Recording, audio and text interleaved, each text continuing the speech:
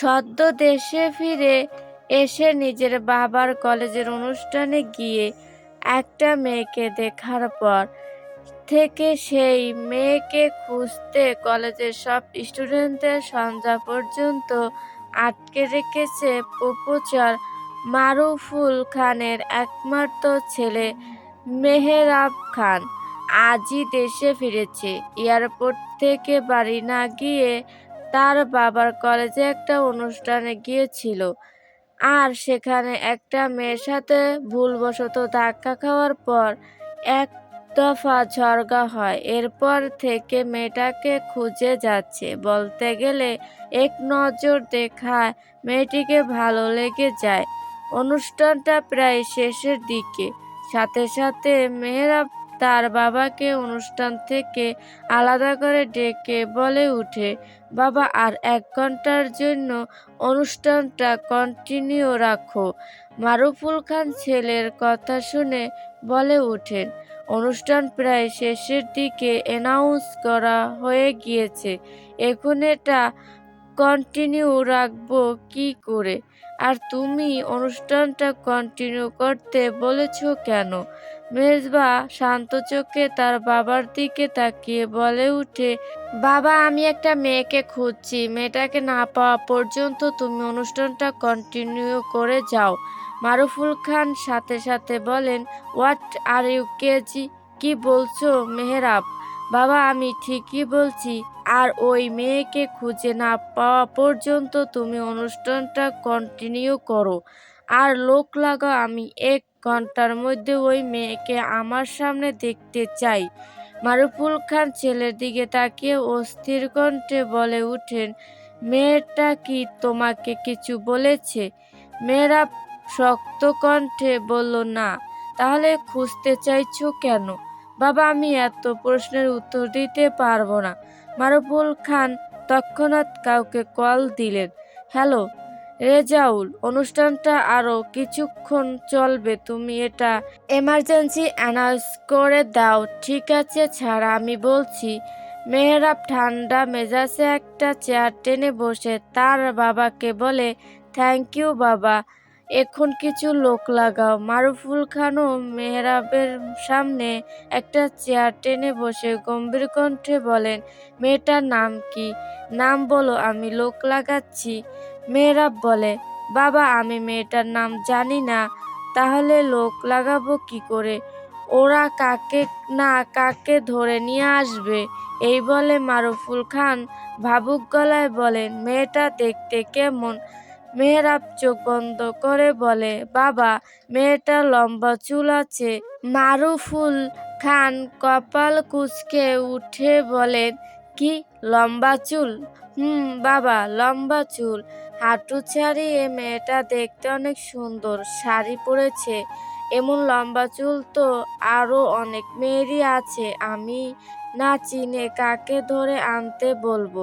বাবা, প্রয়োজন পড়লে যার যার হাঁটু ছাড়িয়ে চুল আছে সবাইকে আমার সামনে আনো। ছেলের কথা শুনে মারুফুল খান এখন রাগ করবেন নাকি লোক পাঠাবেন এই নিয়ে দ্বিধায় পড়ে গেলেন। এমন একটা পরিস্থিতিতে পড়ে গিয়েছেন, কি করবেন ভেবে পাচ্ছেন না। ছেলের দিকে তাকিয়ে বলে উঠেন, মেহরাব, আজ অনুষ্ঠান ছিল, অনেক মেয়ের মাঝে ওই মেয়েকে কি করে খুঁজে আনবে? মেহরাব ইতালিত রেগে গিয়ে তার বাবার দিকে তাকিয়ে বলে উঠে, বাবা, আমার চাই মানে চাই। আর তুমি যদি না খুঁজে দিতে পারো তাহলে আমি যাচ্ছি ওই মেয়েটাকে খুঁজতে। মারুফুল খান ভাবুক হয়ে বলেন, না না, তোমার যেতে হবে না, আমি দেখছি। আর মেয়েটা কি রঙের শাড়ি পরেছে বলতে পারবে? মেয়েটা নীল রঙের শাড়ি পরেছে। এই শুনে মারুফুল খান কিছু বলেন, ঠিক তখনই তার ফোনে কল আসে। তিনি রিসিভ করতে করতে মেহরাবকে বলেন, মেহরাব, তোমার ফুফি কল দিয়েছে। মেহরাব একটু বিরক্ত নিয়ে বলে উঠে, বাবা, ফুফির সাথে পরে কথা বলো, এখন মেয়েটাকে খোঁজার ব্যবস্থা করো। মারুফুল খান ছেলের কথায় কান না দিয়ে কল রিসিভ করলেন। ওপাশ থেকে তার বোন নাফিসা বেগম বলেন, হ্যালো ভাইজান। হ্যাঁ বল ভাইজান, আজ তো সেনাহা কলেজে গিয়েছে, ওকে তো এখন ফোনে পাচ্ছি না, আর এখনো আসলো না। কলেজ কি ছুটি হয়নি? না, কলেজ ছুটি হয়নি, আর কিছুক্ষণ পরে ছুটি হবে। ও ভাইজান, তুমি সেনাহাকে খুঁজে ওকে পাঠিয়ে দাও। ঠিক আছে, দিচ্ছি। আর সন্ধ্যার দিকে সেনাহাকে নিয়ে আমাদের বাড়িতে চলে আসিস। মেহেরাব এসেছে। মেহেরাব এসেছে শুনে নাফিসা বেগম খুশি হয়ে বলেন, কি মেহেরাব এসেছে? কবে এসেছে? আজই এসেছে। কলেজে একটা অনুষ্ঠান ছিল, তাই এয়ারপোর্ট থেকে সোজা কলেজে আসতে বলেছি। ও ভাইজান, ও কি সজ্ঞানে এসেছে? না মানে ও তো আমাদের উপরে জেদ করে আসতেই চায়নি, এখন ফিরে এসেছে।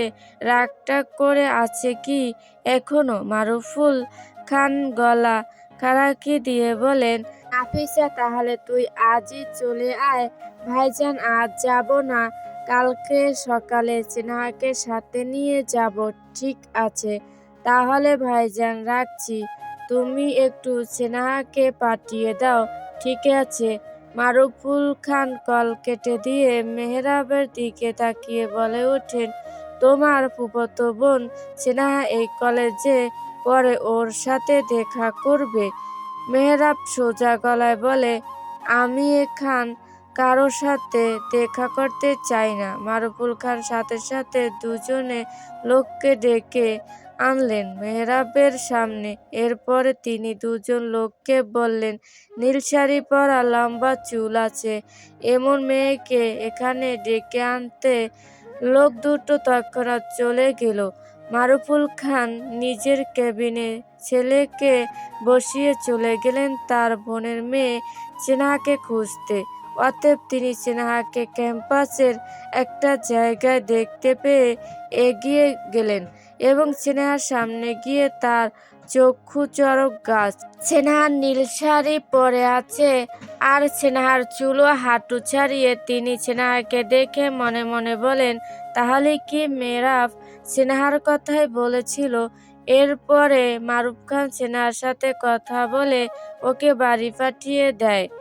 বিকেল পেরিয়ে সন্ধ্যা হয়ে আসার সময় লোক দুটো এখনো সেই মেয়েটিকে খুঁজে পায়নি, যার কারণে মেরাজ কলেজেও ছুটি হতে দেয়নি। মেয়েটাকে খুঁজে না পেয়ে মেরাজ রাগে হিড়হিড় করছে। মেহরাব সেই দেখলো সন্ধ্যা হয়ে আসছে। ঠিক তখনই তার বাবা বলে, বাবা, কলেজ ছুটি দিয়ে দাও, লাগবে না ওই মেয়েকে। মেহরাবের মুখ থেকে কলেজ ছুটির কথা শুনে মারুফ খান সাথে সাথে উঠে দাঁড়ালেন। এই কথা শোনারই অপেক্ষা ছিলেন। এত স্টুডেন্টকে তিনি ভুলিয়ে ভালিয়ে রেখেছিলেন শুধু ছেলের জন্য। তিনি তৎক্ষণাৎ প্রিন্সিপাল রুম থেকে বের হয়ে চলে গেলেন, এর সাথে মেয়েরাও।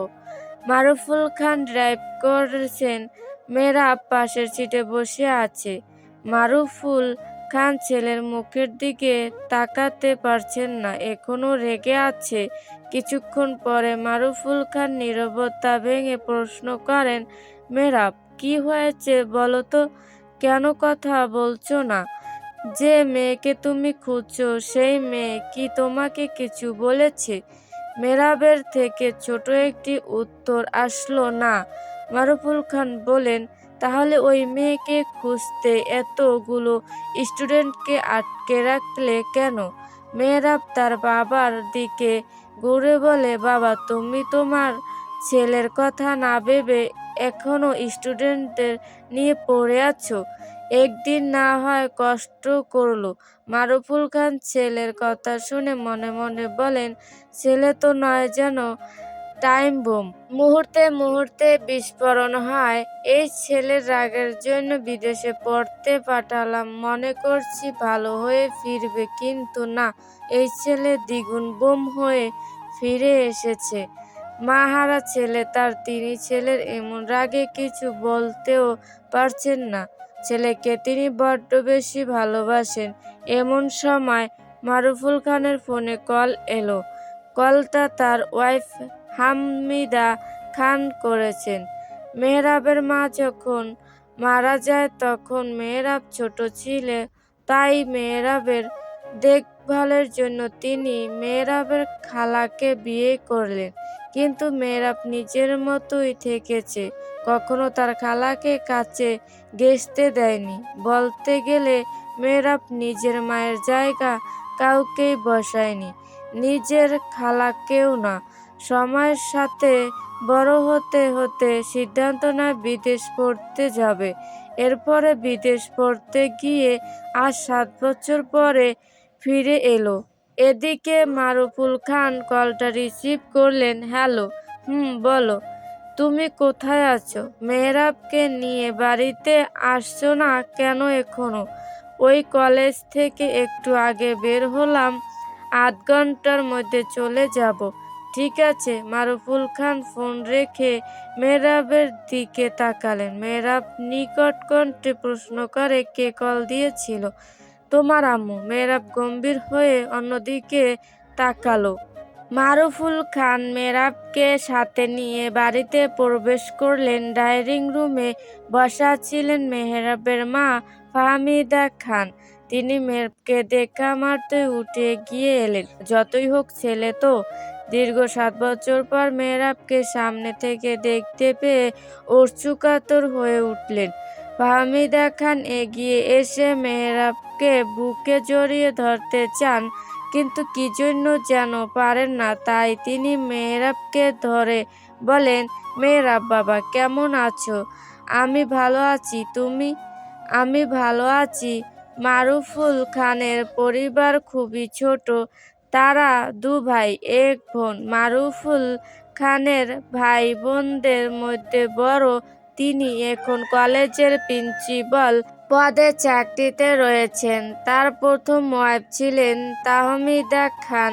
তাদের এক সন্তান মেহরাব খান। মারুফুল খান পরে যে বিয়ে করেছেন সেই ঘরে এক মেয়ে, নাম মৌ।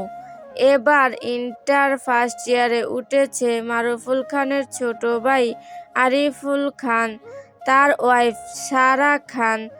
তাদের এক ছেলে সাআদ খান, এক মেয়ে সাইদা খান।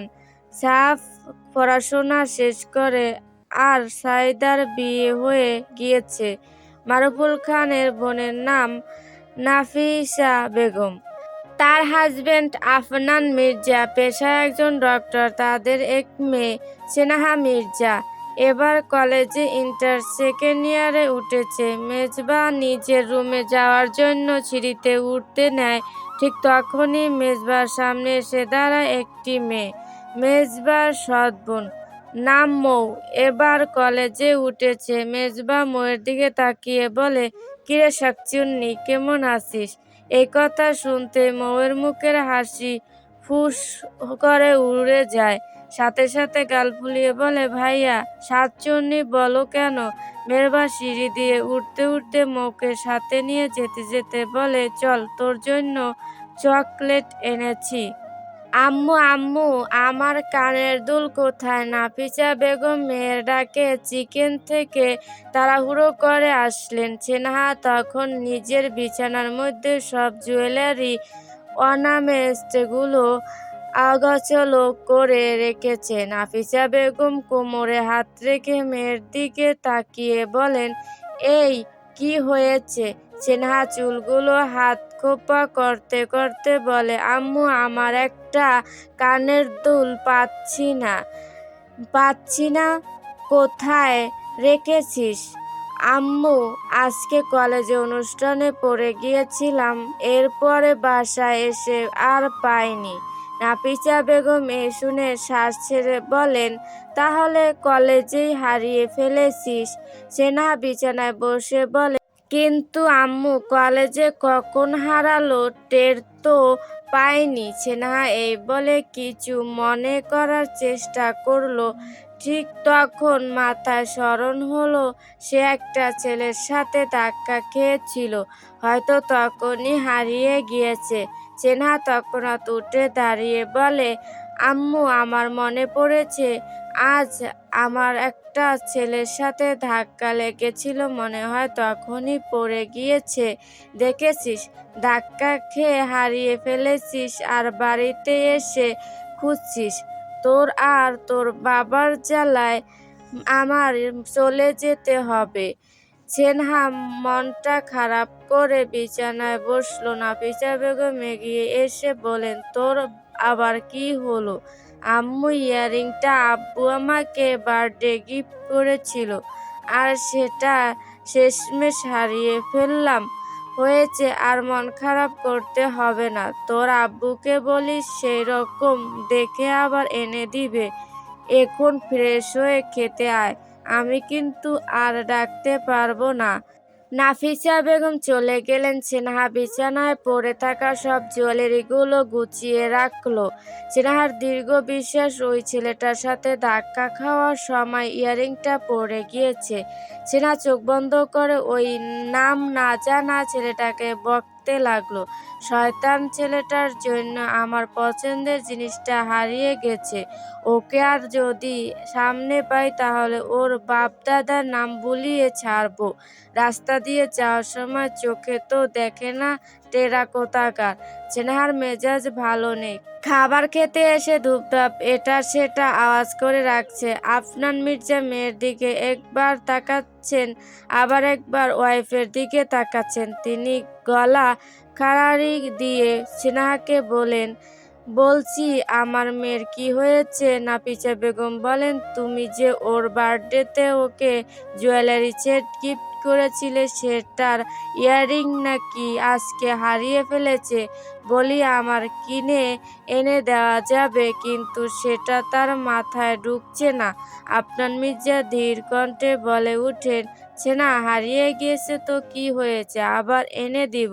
সেনা খাবার রেখে বলে উঠে, আব্বু হারিয়ে যেত না, কলেজে একটা বজ্জাত ছেলের সাথে ধাক্কা খেয়েছিলাম, সেখানে হারিয়ে গিয়েছে। আব্বু, যদি ওই ছেলেকে যদি কোনোদিন পাই, দেখো ইচ্ছা মতো বকবো। আফনান মির্জা মুখে হাসি রেখে বলেন, তোমাকে কাউকে বকতে হবে না, আর ভালো মেয়েরা কাউকে বকে না। আমি ওই রকম জুয়েলারি সেট ম্যানেজ করে দিব। এখন খাওছে না, মাথা নাড়ালো, কিন্তু মনে মনে যেন শান্তি পাচ্ছে না।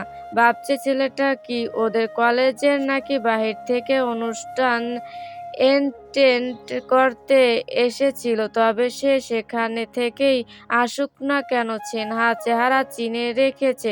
যদি কোনো দিন দেখা হয় তাহলে ওই ছেলের খবর আছে।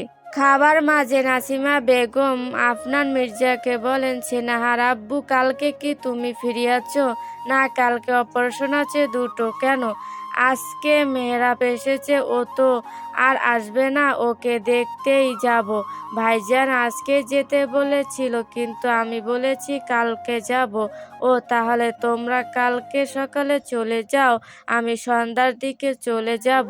পাশে থেকে সেনহা মেহরারের কথা শুনে সেই যে কত বছর আগে দেখেছিল, এরপরে আর দেখেও নি, কথাও হয়নি। সেনা তার মায়ের দিকে তাকিয়ে প্রশ্ন করে, আম্মু, আমিও যাব সাথে? সকালে বেরোবো, রেডি হয়ে থাকিস, ঠিক আছে? রাত তখন অনেকটাই। ফাহমিদা খান ঘুমায়নি, শুয়ে শুয়ে নিশ্চুপ হয়ে কাঁদছেন আর কিছু একটা ভাবছেন। পাশে শুয়ে আছেন মারুফুল খান। তিনি টের পেয়েছেন ফাহমিদা এখনও ঘুমায়নি। তিনি বলে উঠেন, ঘুমাচ্ছ না কেন? ফাহমিদা খান চোখের পানি মুছে বলে উঠেন, ঘুম আসছে না। মারুফুল খান গলার কণ্ঠ খাদে নামিয়ে বললেন, কি হয়েছে বলো আমাকে। ফাহমিদা খান কিছুক্ষণ চুপ থেকে নিজ গলায় বলে উঠলেন, মেহরাব কি কখনো আমায় মা বলে ডাকবে না? মারুফুল খানও নিশ্চুপ হয়ে গেলেন। তিনি বলার মতো কোনো কথা খুঁজে পাচ্ছেন না।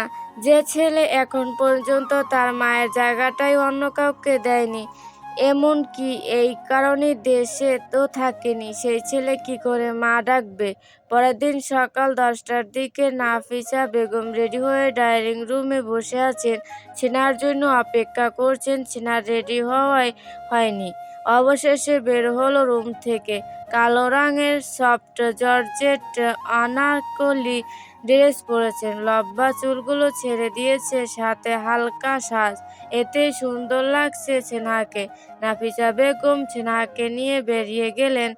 আফনান মির্জা বাড়িতে নেই বলে ড্রাইভার গাড়ি চালিয়ে ওদেরকে গেলেন খানবাড়িতে। তখন ডাইনিং রুমে মারুফুল খান, আরিফুল খান, মৌ, শাহাদাফ আর সাইদা সবাই মিলে কথা বলছে।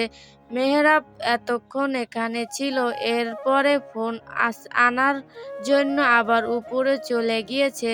আর ফাহমিদা খান আর সাহারা খান চিকেনে দুপুরের জন্য রান্নাবান্না করছেন। ঠিক তখনই বাড়ির সদর দরজা কলিং বেল বাজালেন নাফিসা বেগম।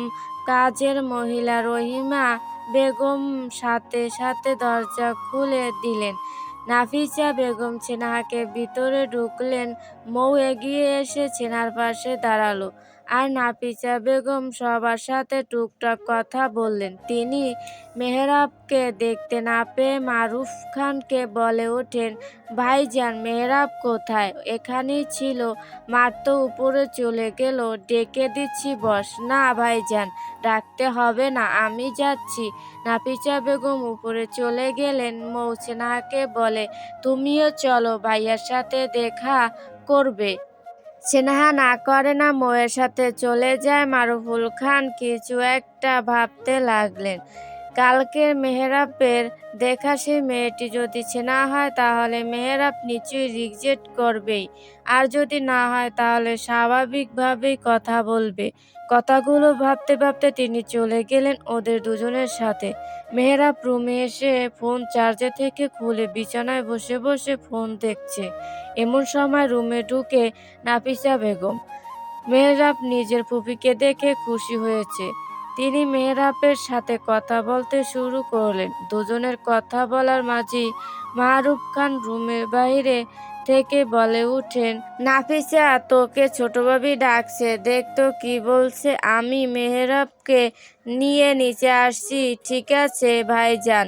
নাফিসা বেগম চলে গেলেন। মারুফুল খান রুমে ঢুকতে ঢুকতে মেহরাবকে বলেন, মেহরাব দেখো কে এসেছে। ছেনাহা এসেছে।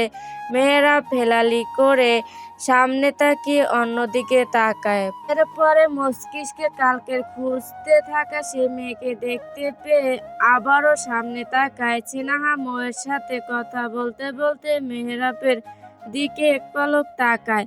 এরপরে কালকের কলেজের অনুষ্ঠানে সেই ছেলেটাকে দেখতে পেয়ে তবদা খেয়ে যায়। এর সাথে ধাক্কা খেয়েছিল ছেনা, সাথে সাথে বলে উঠে, আপনি এখানে?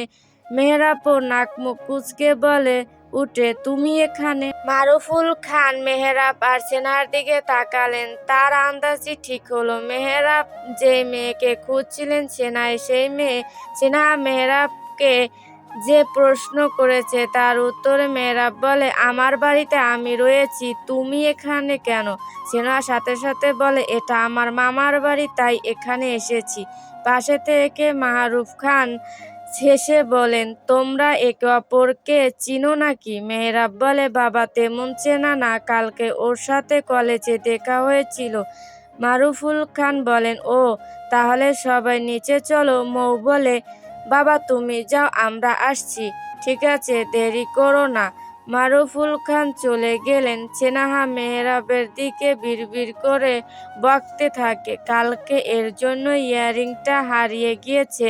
মনে মনে চেয়েছিল এই ছেলের সাথে দেখা হোক, আর শেষমেশ এমনভাবে দেখা হলো যে ছেনাহা কিছু বলতেও পারছে না।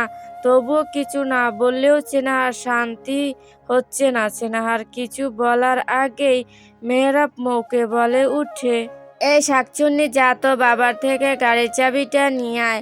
ঠিক আছে, আর শোন, সাদাফকে বল আমার সাথে বেরোতে হবে এখন, আর বলবি বাগানে দাঁড়াতে, আমি আসছি। ঠিক আছে। মৌ চলে যেতে নিলে সেনাহাও চলে যেতে চায়, কিন্তু মেহরাব সেনাকে উদ্দেশ্য করে বলে, এই মেয়ে, তোমাকে যেতে বলছি, যে যাচ্ছ। মৌ তৎক্ষণাৎ চলে যায়। সেনা মেহরাবের কথায় চোখে ছোট ছোট করে তাকিয়ে রইল। এরপরে নিজের বলে উঠে, মানে আমার ইচ্ছে হয়েছে তাই চলে যাচ্ছি, আপনার কথা শুনতে যাব কেন? মেহরাব ফোনটা বিছানায় ছুঁড়ে বলে উঠে, আমার ঘরে এসেছো নিজের ইচ্ছা আর চলে যাবে আমার ইচ্ছায়? মানে আবার কি? এক কথা বুঝতে পারো না? এসেছো নিজের ইচ্ছা আর যাবে আমার ইচ্ছায়। আমি যখন যেতে বলবো তখন যাবে। সেনাহা বুকে হাত গুজে ভেংচি কেটে বলে, এহে মামার বাড়ির আবদার? মেহরাব বাঁকা হেসে বলে, একটু আগেই না বলেছিলে এটা তোমার মামার বাড়ি? সেক্ষেত্রে এটা মামার বাড়ির আবদারই। সেনা সিরিয়াস মুডে এসে বলে, কথা সেটা না, কথা হচ্ছে কালকে আপনার সাথে ধাক্কা লেগে আমার একটা জিনিস হারিয়ে গিয়েছে। মেহরাব কপালে ভাঁজ এনে বলে, কি হারিয়ে গিয়েছে? আমার ইয়াররিং। মেহরাব না বোঝার ভান করে বলে, সেটা আবার কি? কানের দুল। ও, কানের দুলটা আব্বু আমাকে গিফট দিয়েছিল, আর সেটাই হারিয়ে ফেলেছি শুধু আপনার জন্য। মেহরাব সেনার চারিদিকে ঘুরে ঘুরে সেনাকে দেখতে দেখতে বলে, ধাক্কা কে আগে দিয়েছিল? সেনা মিনমিন করে বলে, আমি। তাহলে দোষ কার? আমার। এই শুনে মেহরাব বাঁকা হেসে বলে, তাহলে আমায় দোষারোপ করছো কেন? নিজের দোষে হারিয়ে আমার উপরে চাপিয়ে দিচ্ছ। সেনা হতভম্ব হয়ে গেল মেহরাবের কথায়। সত্যি তো, সেনা কালকে তাড়াহুড়ো করে হাঁটতে গিয়ে তো মেহরাবের সাথে ধাক্কা খেলো, তবে তার একার দোষ সে নিতে চায় না, বলতে চায় দুজনেরই ভুলবশত ধাক্কা লেগে গিয়েছে। সেনাহা নিজের উপরে দোষ না দিয়ে গলা উঁচিয়ে বলে, আমার কোনো দোষ নাই, সব দোষ আপনার। আর পরবর্তীতে ধাক্কা দিলে আপনার নামে মামলা করব। মেহরাব না হেসে পারল না। সেনাহা মেহরাবের হাসি দেখে ভ্যাবাচ্যাকা খেয়ে আমতা আমতা করে বলে উঠে, হাসছেন কেন? দেখলে নিজেই আমাকে ধাক্কা দিয়ে আবার নিজেই আমাকে ঠেট দিচ্ছ। সেনাহা তবুও স্বীকার করে না যে তার দোষ। সাথে সাথে রাগ নিয়ে বলে, আপনি আসলেই একটা বজ্জাত লোক। দেখবেন আপনি বউ পাবেন না, আর যদি পাও তবে সে যেন আপনার সাথে ত্রামি করে। এই বলে সেনা হন হন করে বেরিয়ে গেল। কয়েক কদম এগিয়ে যেতেই সামনে পড়ে সাদাফ। সাদাফ সেনাকে দেখে বলে, কিরে, কোথা থেকে এলি?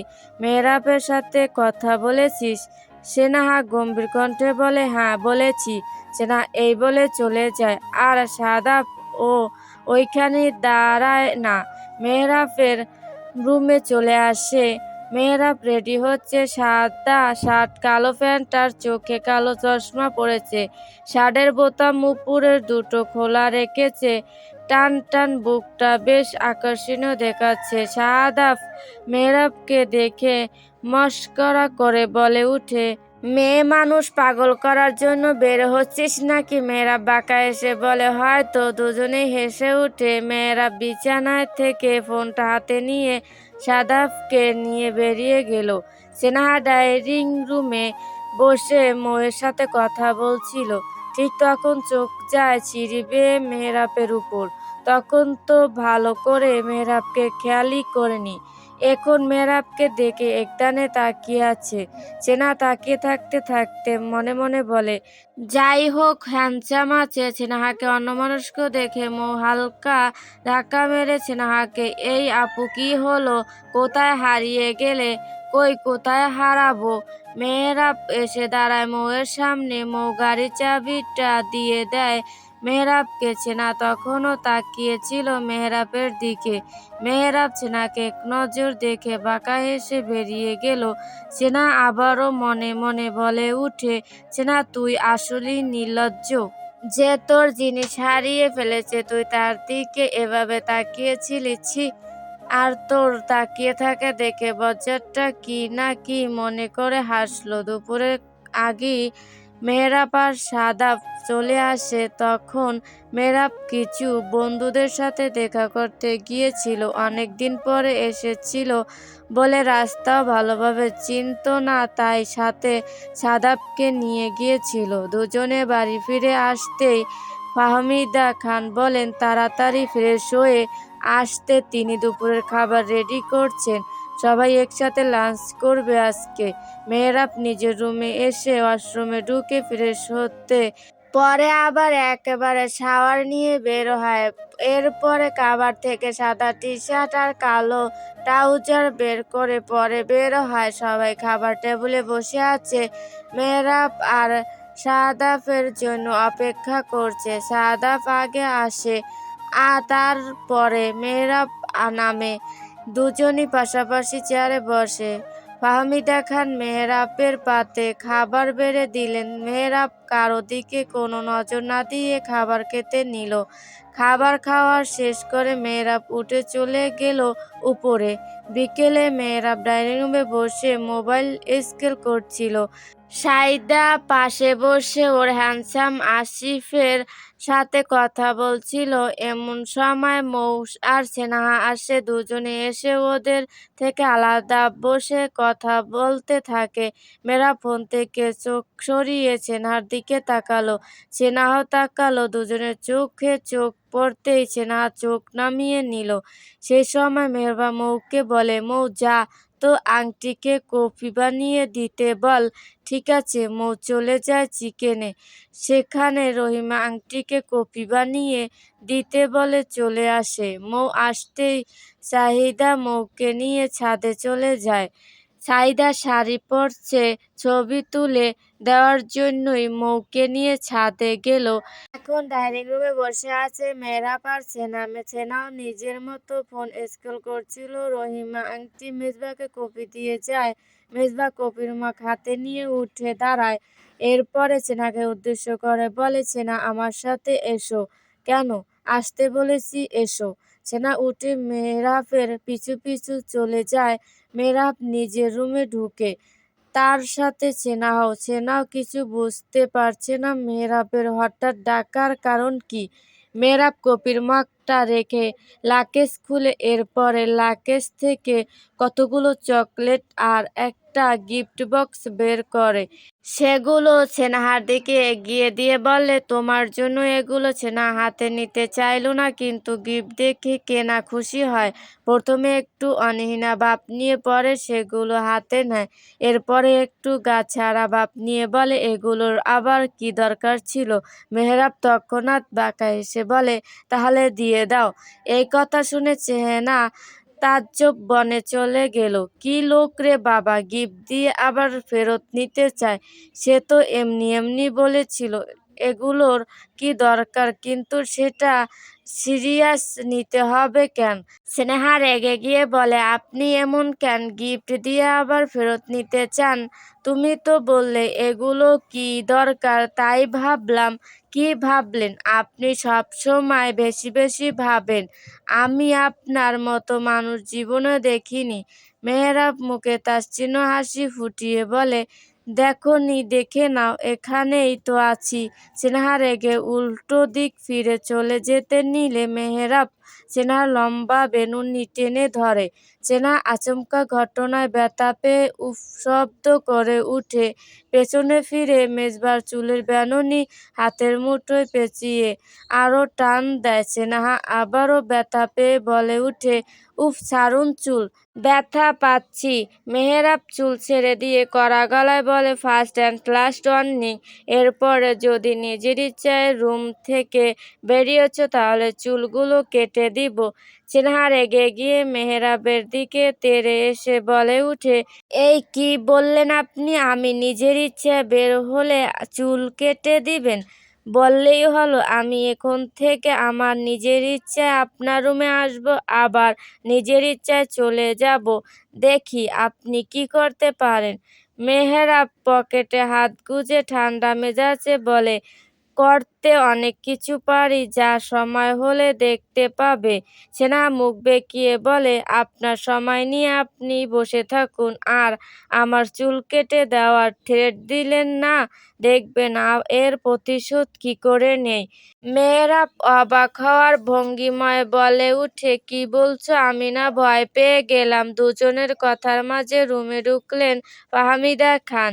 তিনি মেহরাবের সাথে কথা বলতে এসেছিলেন, আর এখানে এসে দেখতে পাচ্ছেন দুজন কিছু নিয়ে এত কথা কাটাকাটি করছে। তিনি দুজনের দিকে তাকিয়ে বলে উঠেন, দুজনের মাঝে কি নিয়ে কথা কাটাকাটি হচ্ছে শুনি। মেহরাব বিছানার দিকে এগিয়ে বসলো, এরপরে কফির মগ হাতে নিয়ে কফিতে চুমুক দিল। সেনাহা ফাহমিদা খানকে ধরে বলে, জানো মামিমা, তোমার ওই ছেলে আমার চুলের বেনুনি ধরে টান দিয়েছে। ফাহমিদা খান সেনার মাথায় হাত রেখে সুধালো গলায় বলেন, টান দিয়েছে তাই কি হয়েছে? দিতেই পারে, অনেক জোরে দিয়েছে। ফাহমিদা খান হেসে বলেন, ভাই বোনের মাঝে এমন ঠাট্টা লেগেই থাকবে, স্বাভাবিক। এতে রেগে যাচ্ছিস কেন বলতো? মেহরাব, ঠিক তেমনি হয়তো তোকে মজা করে দিয়েছে।